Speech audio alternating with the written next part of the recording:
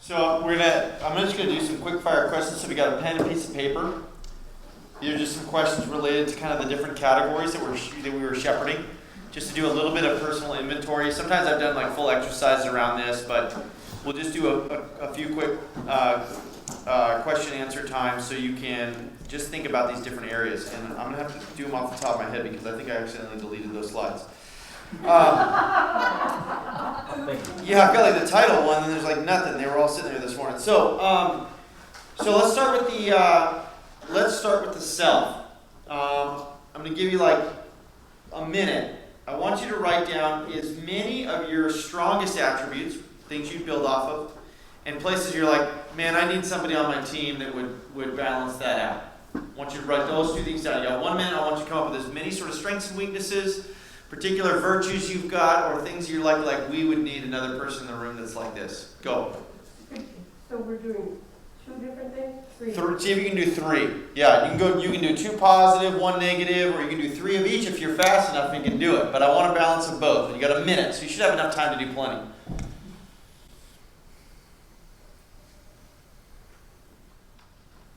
Okay, you ready?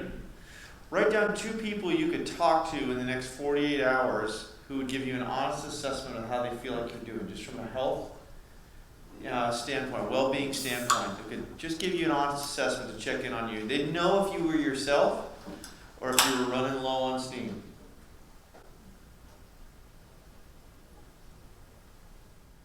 Okay, you got 1 minute on this one.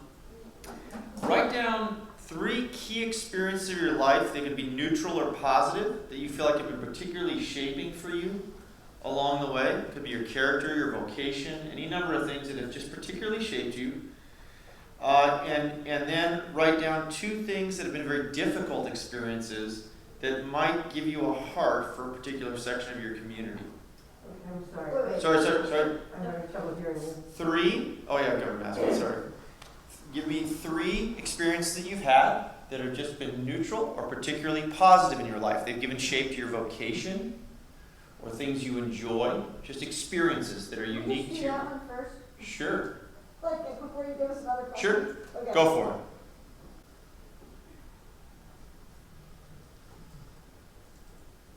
it. Okay. Part of my idea extended from difficulties I had, brought up houses that I lost, right? A little financial difficulty growing up. What are 2 experiences that have been difficult or challenging in your life that might develop your heart for a particular student or a section of the community or a problem your community faces? So something from your experience, a difficulty that you draw on compassionately or something like that. 2 of those. I'll give you a minute on this as well. Let's do 1 minute on your personal resources. So I mentioned human beings and also potential tangible things that might impact. You can even use the idea that you came up with in your wagon wheel exercise. That gives you something a little more tangible and real to use. But a personal resource or asset that you have, could be even educational, that you think you could leverage into kingdom impact. See if you can name 5 things. Can you say that again, please? Mm-hmm. See if you can think about a tangible resource or a human resource that you have that you could leverage into making the kingdom impact that you would like to make. See if you can name 5 things. Mine were an awning. I had a car at my disposal, a church van.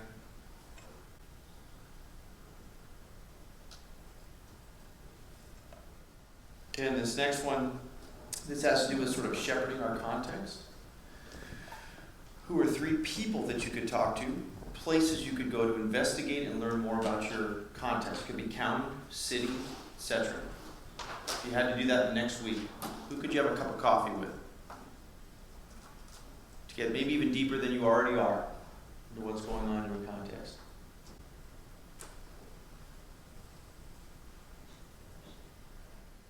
Okay, name 1 particular strength and 1 particular challenge that your context faces, that you already know. And really, context at this point is just anything but your church itself. We want to think about the community beyond the walls of our church or organization. You did that. Yeah. What's 1 particular strength or one particular challenge that your community faces, a strength that it has and a challenge that it faces. If you've not read anything on asset-based community development, ABCD, it really tries to start with the idea that we don't look for weaknesses or problems primarily. We begin looking for strengths in a particular neighborhood or context and build from there. So just come up with one strength and one challenge.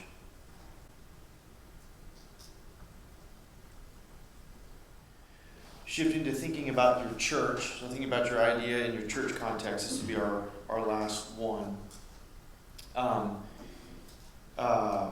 What would be sort of the,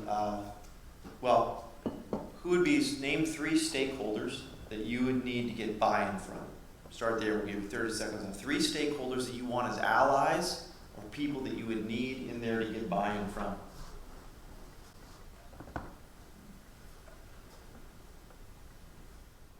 Okay, last one.